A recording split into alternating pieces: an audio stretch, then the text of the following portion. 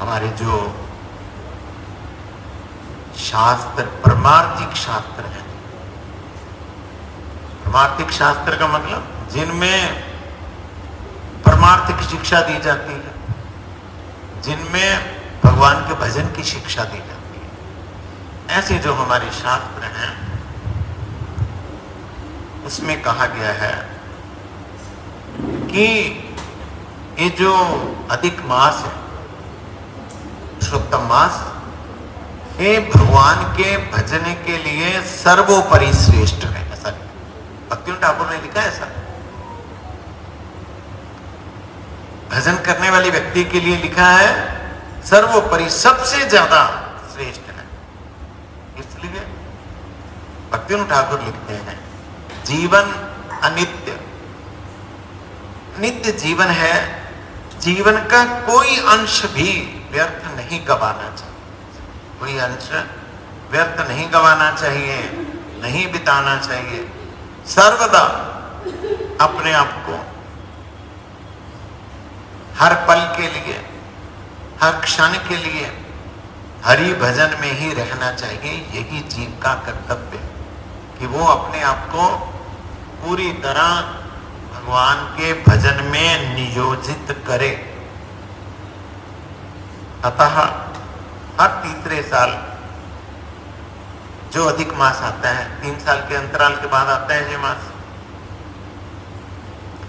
हर 3 साल के बाद जो अधिक मास आता है वह भी हरि भजन के लिए उपयोगी बन जाए। हमारे सभी शास्त्रों की यही चेष्टा।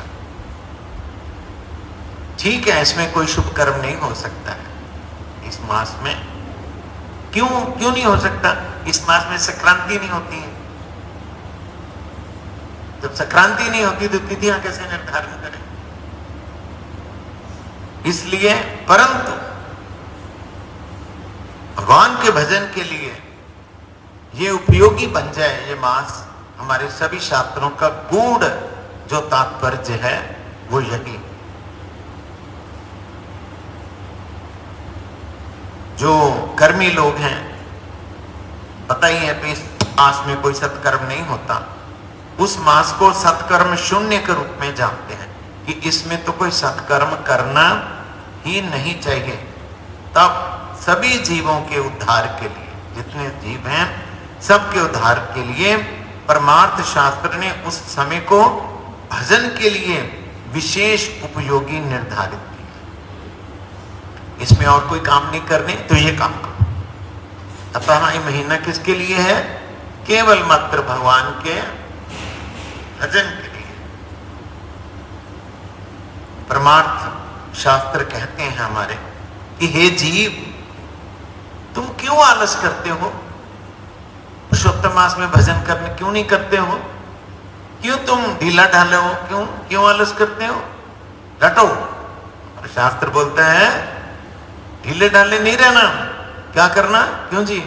नीरज जी, ढीले ढाले नहीं रहना। हाँ, कमर कस लेनी अपनी। क्या? हम भजन करेंगे, भगवान का भजन करेंगे। कितने तो तरीके हैं भगवान के भजन के। उनकी कथा को सुनना, उनके मंदिर में आना, उनको प्रणाम करना, उनका स्तव करना, उनका हरिनाम करना। परंतु कल का जो ये कलयुग है, कलयुग में बाकी के साधन जितने हैं वो इतने प्रभावशाली नहीं। जितना प्रभावशाली क्या है?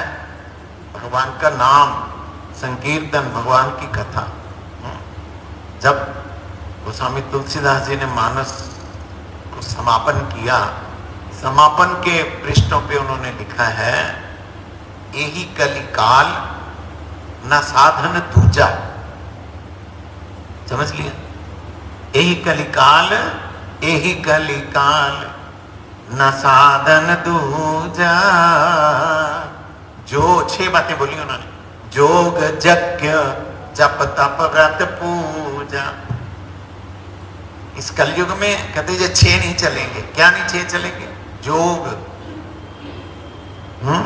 योग, समाधि, कुंडली, प्रत्याहार, ये नहीं चलेगा। चल नहीं सकता है, समर्थ ही नहीं है। योग नहीं चलेगा इसमें। योग जो चलेगा वो शरीर के लिए रह जाएगा, परमार्थ के लिए नहीं रहेगा। योग आगे यज्ञ, यज्ञ का मतलब यज्ञ, यद्यपि यज्ञ करना भगवान का ही नाम यज्ञ है, यज्ञ करना भगवान की ही आराधना है, नो डाउट। यज्ञ करने से भगवान की ही प्राप्ति होती है, परंतु कलयुग में नहीं हो सकता। ऐसी नहीं है कि कल यज्ञ की कीमत नहीं है, कोई कीमत है, कीमत है। यज्ञ करने से भगवत प्राप्ति है, भगवान का ही नाम यज्ञ है, उनका ही नाम यज्ञ स्वरूप भगवान, परंतु एक कलयुग में संभव है नहीं हो सकता।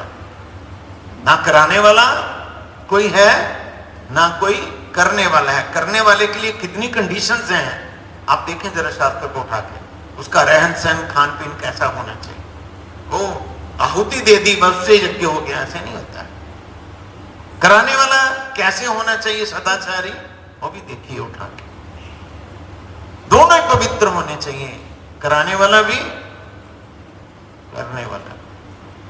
द्रव्य, जो हवन में द्रव्य लगेंगे एकदम शुद्ध होने चाहिए, एकदम शुद्ध। द्रव्य तो कलयुग में तो भूल ही जाए आदमी कि शुद्ध द्रव्य भी उपलब्ध हो सकता है, भूल ही जाए।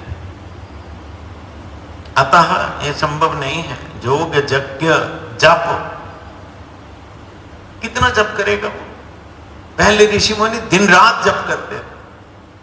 हरिदास ठाकुर जी ने कैसे किया? कर सकते हैं हम ऐसा? है मुश्किल, नहीं होगा, हो ही नहीं सकता। वो बैठने से भी ध्यान तो रहेगा नहीं उसमें, ध्यान तो नाना प्रकार से भटकता रहेगा। तो साधन जो पूरी तरह हो ही नहीं रहा, वो फलीभूत कैसे होगा? योग यज्ञ जप तप तपस्या, कलयुग में किया तपस्या करेगा? थोड़ी सी आजू है, तप करना बड़ा मुश्किल। छोटा सा तप है, एकादशी व्रत रखना, जरा सा हल्का तप, हल्का, वो नहीं होता है, बाकी तो छोड़ ही दीजिए।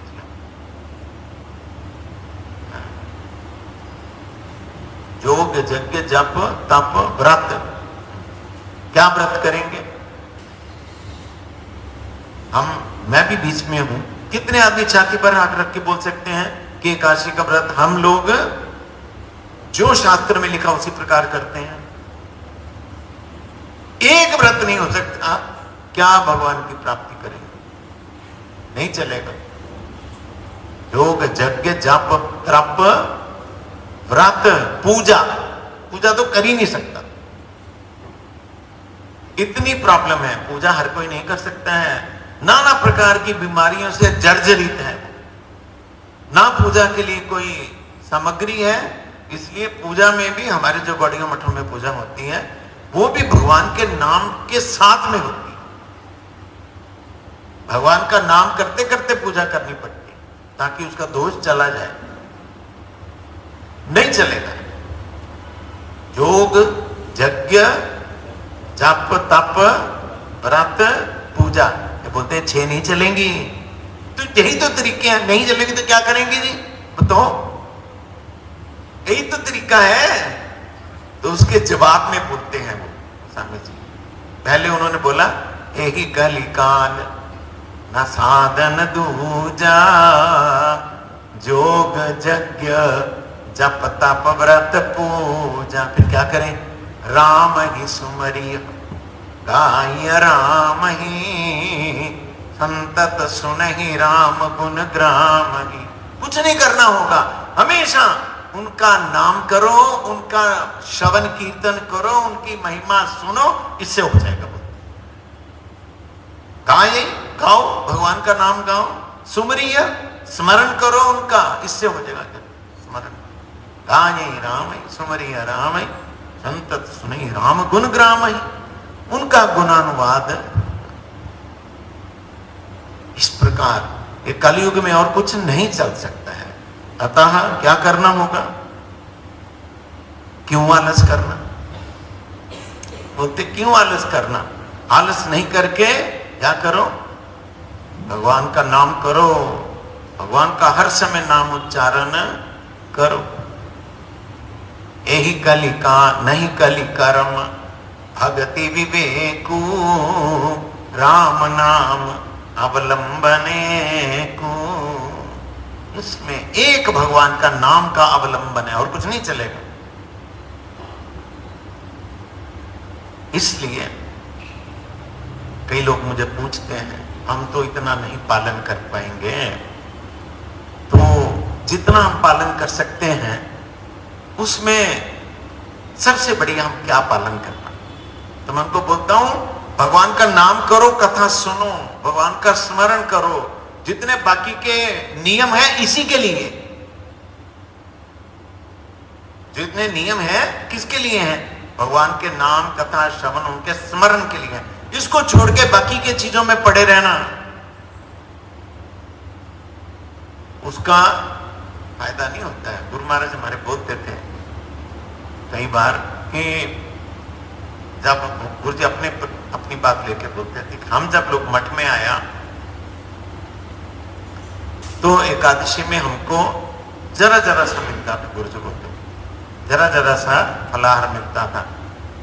ऐसे गुरु जी समझा, एक संतरा पूरा नहीं, एक उसकी फांक, एक संतरे की फांक मिलती थी खाने को। इसी प्रकार पूरा केला नहीं, एक केले का टुकड़ा गुरु जी बोलते थे मिलता था।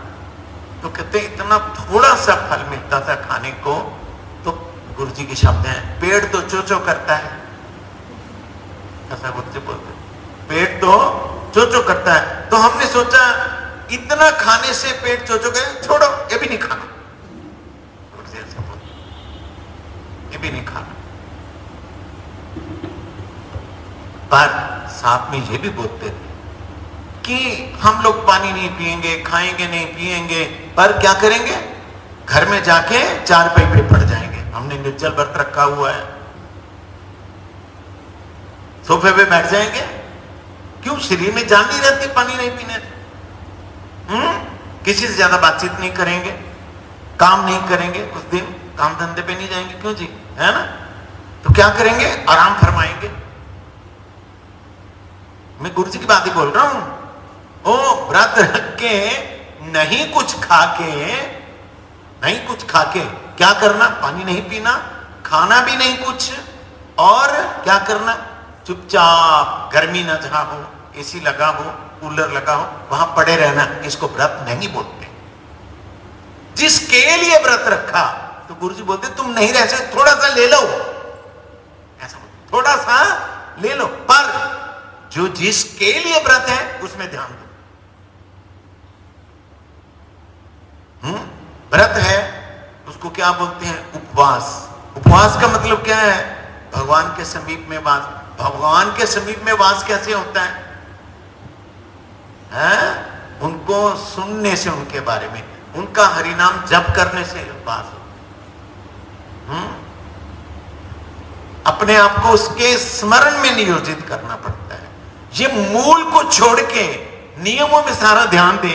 अगर कोई नियमों पे भी ध्यान दे सके, इसमें भी दे सके, उसकी तो बराबरी नहीं है कोई। उत्तम।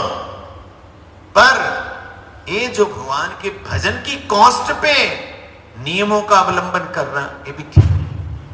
इसको क्या बोलते हैं शास्त्र में? बोलते हैं, याद है कुछ? किन किन से भक्ति नाश होती है? इसको बोलते हैं नियमाग्रह। इसको क्या बोलते हैं? नियमाग्रह। नियमाग्रह का मतलब सारा का सारा ध्यान नियम में, भगवान के भजन में ध्यान नहीं है। नियम किसके लिए है ये भूल गए। नियम है भगवान के भजन के लिए, अतः नियमों का निश्चित रूप से ध्यान रखना है। परंतु ये तो जरूर ध्यान रखना है कि नियम अगर मेरे से ऊपर नीचे कुछ हो रहा है तो मेरा भगवान का भजन में इसके साथ कोई सामंजस्य नहीं बिठाना। जितनी संख्या हरिनाम की रोज निर्धारित की है उतनी संख्या हरिनाम करना, निरंतर रूप से, बिना किसी नागा के, बिना किसी एब्सेंट के भगवान की कथा श्रवण करना, भगवान का नाम कीर्तन श्रवण करना, उनको प्रणाम करना, उनके आगे दीप जलाना, भगवान के आगे तुलसी जी को प्रणाम करना, भगवान की क्या करना, परिक्रमा करना मंदिर पर। देखिए, परिक्रमा करने का भी एक विधान है। कोई चीज बिना नियम के हम करेंगे ना, उसका फल नहीं होता है।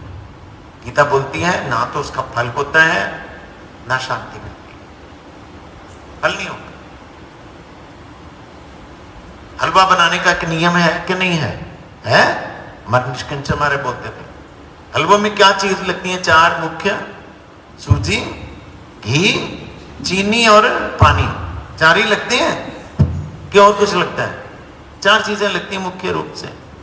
तो इसका बनाने का एक नियम है कि नहीं है? नियम कि नहीं नियम है? नियम को पालन करना पड़ेगा कि नहीं पड़ेगा? पड़ेगा। चार चीजें लगती हैं, उसमें क्या है? पहले उसमें पानी दे दो, फिर उसमें चीनी दे दो, फिर उसमें घी भी दे दो, फिर उसमें सूजी भी दे दो। हलवा कभी तैयार हो सकता है? कभी हो सकता है? क्यों? नियम को फॉलो नहीं किया, फल भी नहीं, वो लेटी बन जाएगी, ना खा सकते हैं ना फेंक सकते हैं, है ना? इसलिए क्या करना पड़ेगा? उसका एक नियम है। पहले सबसे पहले घी देना पड़ेगा, घी देने के बाद सूजी देनी पड़ेगी, फिर देखना पड़ेगा सूजी कितनी भुनी नहीं भुनी। यदि वो कच्ची रह जाएगी और खाया नहीं जाएगा, खाया जाएगा कच्ची सूजी का। फिर उसमें पानी और चीनी देना होगा, ठीक है, तब बनेगा। उल्टा पलटा करने से होगा? नहीं होगा। इसी प्रकार भगवान की परिक्रमा में भी नियम, शास्त्र विहित नियम है। जब भगवान का मंदिर बंद हो, जब पर्दा किया हो, तब उसकी परिक्रमा नहीं करना, तब ठाकुर जी को प्रणाम नहीं करना। परंतु दुर्भाग्य से रही रोज होता है, मैं देखता हूं रोज। अभी यहां वो नरसिंह मंत्र शुरू किया नहीं प्रभु जी ने, सब के परिक्रमा, वो प्रभु जी हमारा जाके पर्दा कर देता है। करना ही है उसने, तो शयन आरती करनी है। बंद मंदिर की, जिसमें विग्रह सामने ना दिखाई दे, ना तो प्रणाम किया जाता है ना ही परिक्रमा की जाती। मंदिर जब खुला हो तब परिक्रमा। मैं ऐसा भी देखता था पूज्य बाबा भारती महाराज को, वो 4 परिक्रमा, एक बार शरीर बूढ़ा हो गया तो दिन में 4 कर लेते थे। एक सुबह कर ली, एक दोपहर को कर ली, एक शाम को कर ली, ऐसे कर ली, ऐसे भी कर लेते थे महाराज। चला नहीं जा रहा, कहते क्या करें, करते थे 4 ही। परंतु ऐसा नहीं करते थे कि मंदिर बंद है, जब पर्दा है तो प्रणाम करें या परिक्रमा करें, ये ठीक नहीं है। उसमें रुकना चाहिए, पर्दा उसके लिए रुकना चाहिए। पर्दा जब हटे तभी चौथी परिक्रमा। नहीं, अभी मैंने नोटिस किया, जहां इन्होंने मंदिर खोला नहीं अभी, तो विष्णु महाराज आए जहां सभा में, जहां पर आए, इन लोगों ने चादर बिछा दी विष्णु महाराज के लिए, नहीं, उन्होंने प्रणाम नहीं किया, नहीं करके सीधा बाहर। इसलिए इसके बचना चाहिए। जो जिस प्रकार नियम, बात क्या है, एक की देखा देखी दूसरा, दूसरे की देखा देखी तीसरा, तीसरे की देखा देखी चौथा, सब उसी तरफ चल रहे। कितने में लोगों को मैं नाम ले सकता हूं, कम से कम 40 लोगों ने कल मैंने देखा ऐसा किया। ध्यान देना चाहिए इस बात का। जो हमारे मठ का नियम नहीं है, क्यों आंख बंद करके उस पर चलना? अब मंदिर खुला है, ऐसे ठाकुर जी को प्रणाम करो, खुला है। नहीं, अगर परिक्रमा करनी है तो उसके लिए एडजस्ट करो, टाइम को एडजस्ट करो, पहले आओ। अतः क्या बोलते हैं भक्ति मनोज ठाकुर जी, क्यों आलस करते हो? ये सब भक्ति के जो साधन हैं, भगवान की आरती का दर्शन करना, उनके लिए भोग तैयार करना, उनके लिए चंदन घिसना, तुलसी चयन करना। तुलसी चयन करना भी सावधान, तुलसी चयन द्वादशी तिथि में कभी नहीं होती, कोई इसका ध्यान ही नहीं करता है। कितना महापाप होता है द्वादशी में तुलसी चयन करने का। अभी तो इस बार जो एकादशी निकली है, सुबह 9 बजे के बाद ही द्वादशी लग गई। ये सब चीजों में सावधान रहना चाहिए, क्योंकि हम ध्यान रखेंगे हमारे नंबर कहीं से कट ना जाए। क्यों लीक होने देंगे हम अपने साधन भजन को? ध्यान रखेंगे, इसलिए तो उन्होंने सावधान किया भक्तिविनोद ठाकुर जी ने। क्या क्या है जतन में? माधव तिथि भक्ति जननी जतने पालन करें। आंख बंद करके नहीं, ध्यान से होशवास से पालन करो। इसलिए द्वादशी में तुलसी चयन नहीं करते हैं। अतः कहते हैं भक्तिविनोद ठाकुर, अरे क्यों इस मास जो आ गया, ये अधिक मास, क्यों इसमें आलस करते हो? कहते हैं ये जो महीना है, जो लिखा ना उन्होंने, वो उसके ऊपर मोटे मोटे फॉन्ट में लिखा है जो मैं बोलता हूं, सुनिए। ये मास श्रीमद गोलोकनाथ के द्वारा सर्वोपरि स्थापित हुआ है। ये भगवान के किसी अवतार के द्वारा नहीं, किसी देवी देवताओं के द्वारा नहीं, स्वयं जो गोलोकपति नंद नंदन श्री कृष्ण हैं, उनके द्वारा इसको सबसे ऊपर जगह दी गई है। किसको? इस अधिक मास को।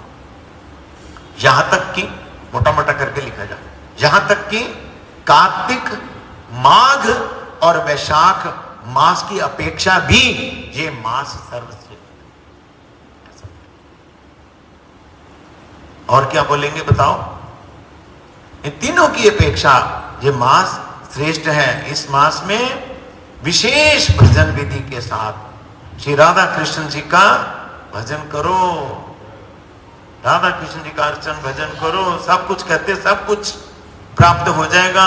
अगर युगल सरकार का भजन इस करेंगे तो हमारे युगल सरकार का भजन कैसे करेंगे? कौन अर्चन करता है घर में? कौन पूजा करता है? कोई नहीं करता है, हैं? क्या करेंगे? युगल सरकार का भजन कैसे करेंगे? हमारे पास हमारे गुरु जी द्वारा प्रदत्त युगल सरकार का मंत्र है। ये महामंत्र जो है किसका है? युगल सरकार का मंत्र है। इसका जप करेंगे, इसका कीर्तन करेंगे, महामंत्र का जप भी करेंगे, महामंत्र का कीर्तन भी करेंगे, तो क्या हो जाएगा? उनका युगल सरकार का भजन हो जाएगा, है ना। हमारा कृष्ण भजन नहीं है, हमारा राधा कृष्ण भजन। ये ध्यान रखना, हमारा जो भजन है क्या है? राधा कृष्ण भजन है ना। बिना राधा जी की कृपा के कृष्ण भजन नहीं होता है। प्रहलाद जी का जीवन चरित्र हम लोग याद कर रहे हैं, परमाराध्य हमारे गुरु जी के द्वारा लिखा हुआ। तो जब वो असुर बालक हैं, उनको जब समझा रहे हैं, बता रहे हैं, तो प्रहलाद महाराज कहते हैं कि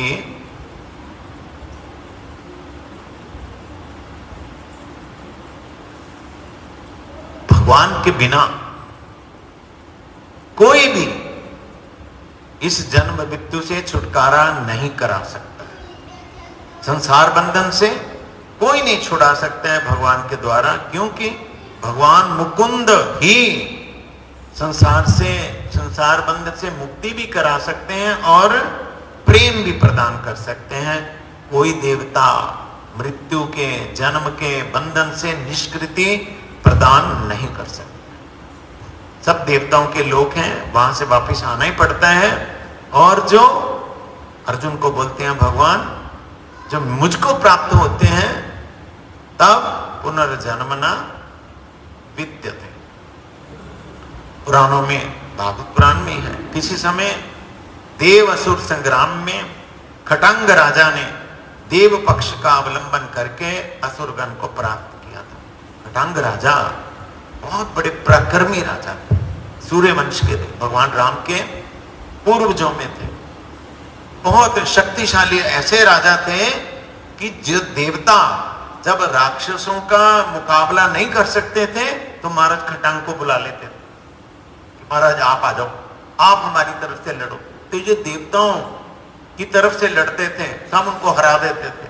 यहाँ का समय, अयोध्या का छोड़ के जाना, यहाँ का समय और वहां का समय अंतर है। जब लड़ाई करके वापस आते, यहाँ जुग बीत चुके होते।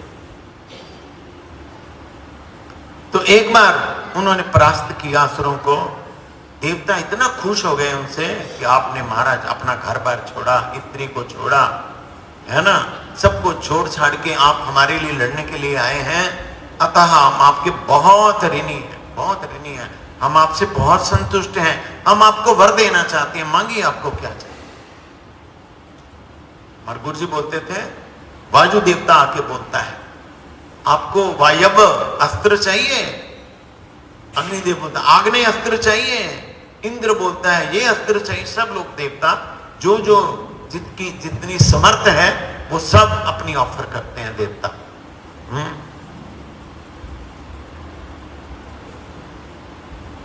तो महाराज खंटांग ने कहा कि आसन्न, पहले तो उन्होंने पूछा मेरी आयु कितनी, आप ये बता सकते हैं? उन्होंने बता दिया आपकी आयु तो बस 2 घड़ी रह गई। उन्होंने कहा, तब उन्होंने कहा आसन्न मृत्यु, आसन्न मृत्यु को मतलब सामने जो मृत्यु दिखाई दे रही है उससे आप मुझे बचा सकते हैं? सब देवताओं को कहा आप मेरा उद्धार कर सकते हैं, बचा सकते हैं?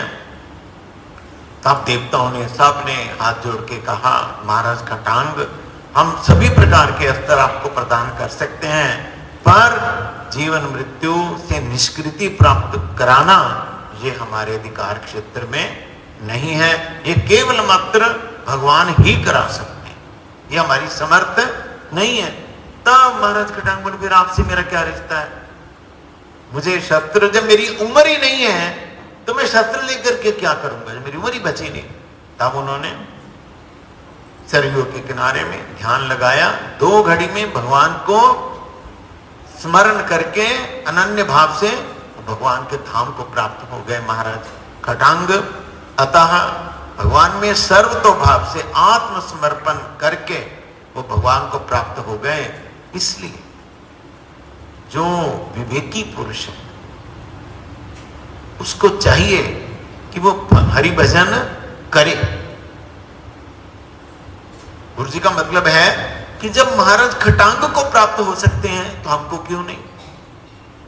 महाराज खटांग को जब प्राप्त हो सकते हैं तो हमको क्यों नहीं? ऐसा सोचते हैं हम? नहीं सोचते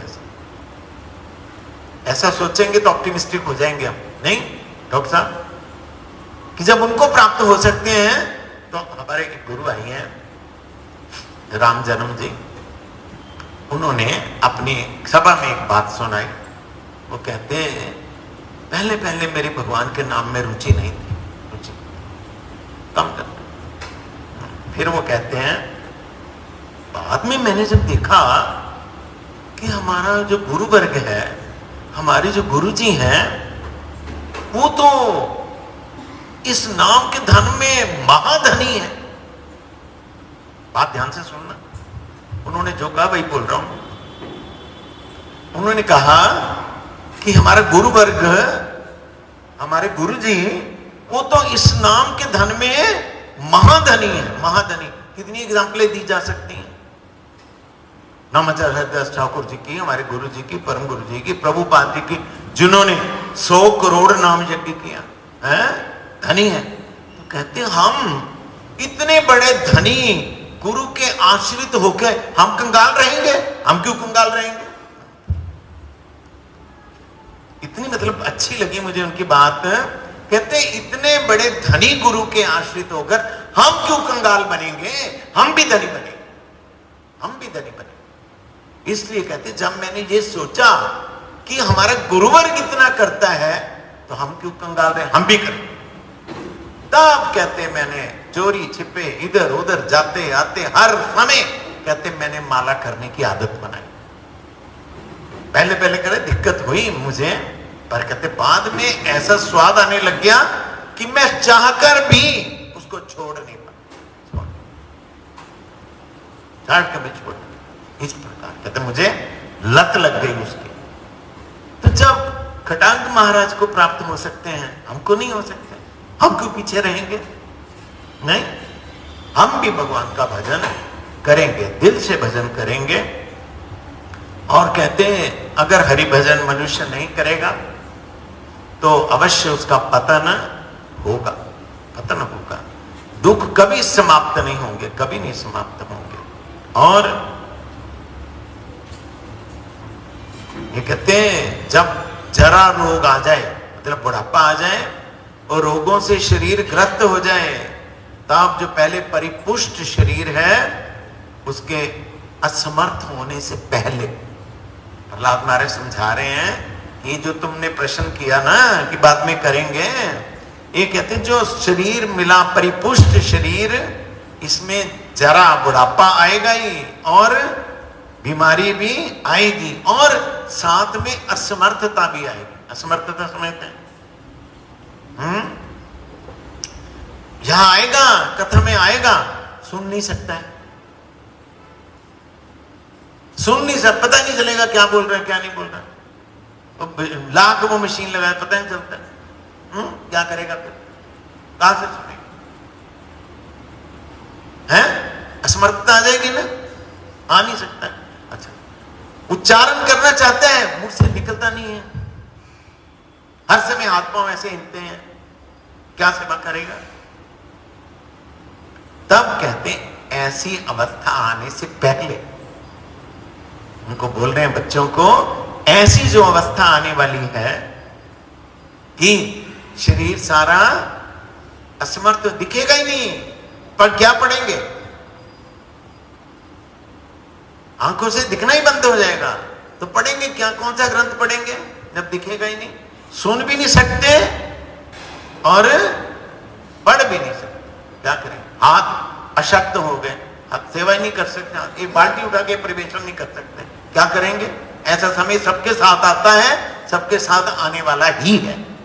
नहीं, अपना शरीर बड़ी मुश्किल से चलाते हैं, तो बाल्टी भर के कहां जाएंगे प्रवेशन करने? हैं? जाएंगे? जाएंगे तो गिरेंगे। तब प्रहलाद महाराज बोलते हैं कि ऐसा समय आने से पहले ही, कुमार काल से ही भगवान का भजन करने का प्रयत्न करें। अभी समय है, कहते कुमार काल अभी आपके पास समय है, इसी अवस्था में भगवान का भजन करने की आदत बनाएं। विशेषतः कुमार काल से ही अगर प्रयत्न ना किया जाए, उनको बता रहे हैं असुर बालकों को, कुमार काल से ही प्रयत्न ना किया जाए तो वृद्ध काल में विषयासक्त दुर्बल इंद्रिय समूह और मन आदि को भगवत विषय में नियोजित करना अत्यंत कष्ट साध्य होगा।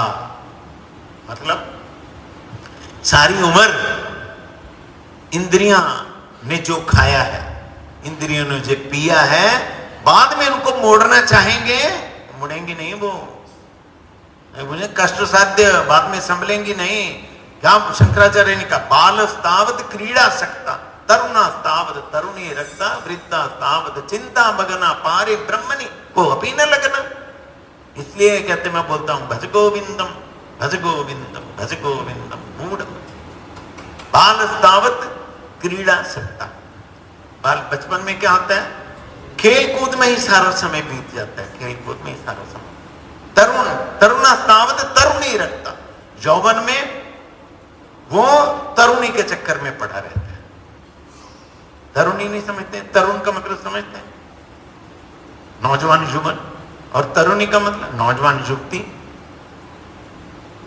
इसमें कहते उसका समय बीत जाता है।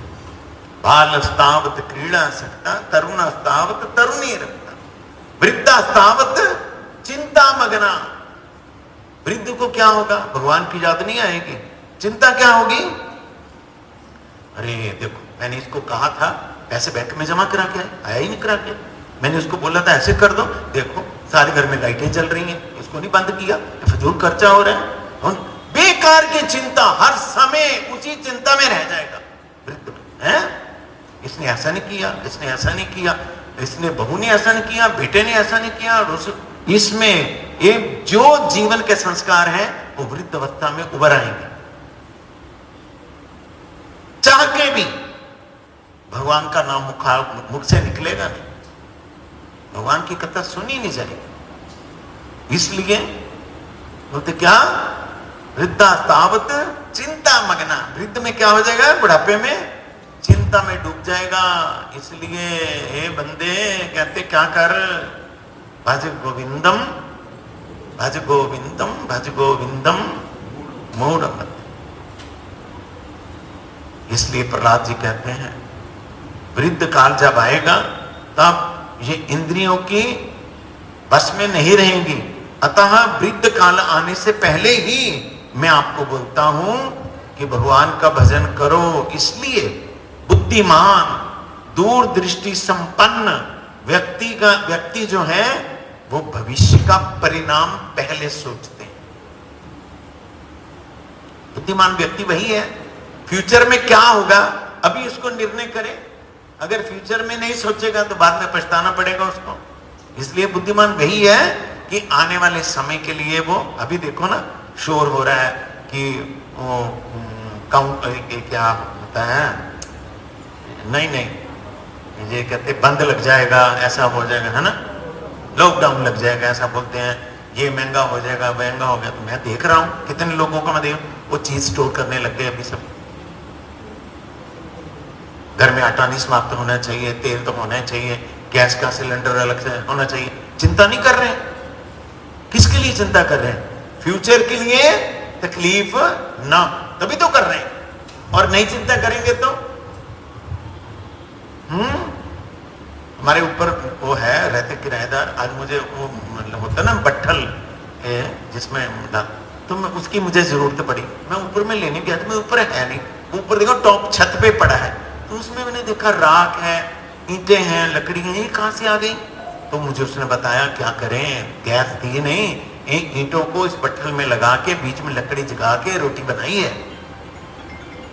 पछताना पड़ेगा जब पहले से इंतजाम नहीं करेंगे, क्या होगा बाद में पछताना पड़ेगा। सिर धुनी धुनी पछताए, सिर पीट पीट के पछताए, मेरे पास समय तो था ही, मैंने ऐसे ताश खेल के समय बिता दिया, मैंने ऐसे वहां गप्पे मार के समय बिता दिया, मैं भगवान का भजन कर ही सकता था।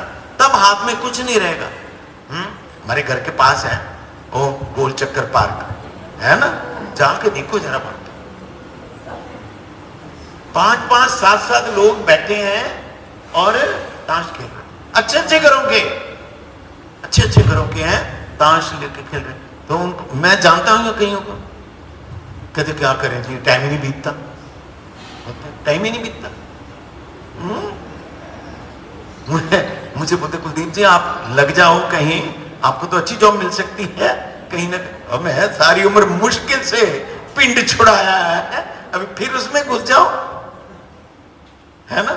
भगवान जब खाने पीने के लिए दे रहे हैं फिर क्यों इसमें घुसना। मैं जा रहा था, हमारा एक कुलीग मिल गया मुझे जो हमारे साथ काम करता था, रास्ते में मिल गया, कहा हाल है कुलीग में, बहुत अच्छा, बड़ी कृपा गुरु। कहता देखो एक बात बताऊं, कहा हाँ जी।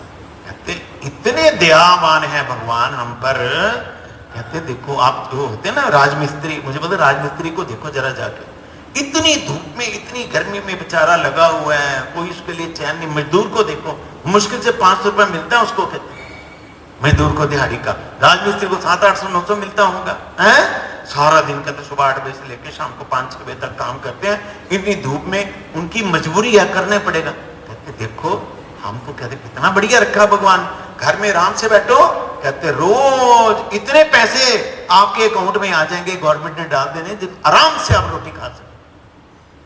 बात तो इसकी ठीक ही है, फिर भी उसमें मरे ही रहे हम लोग, ये तो हमारा दुर्भाग्य, किसी और का नहीं, सत्संग का अभाव नहीं,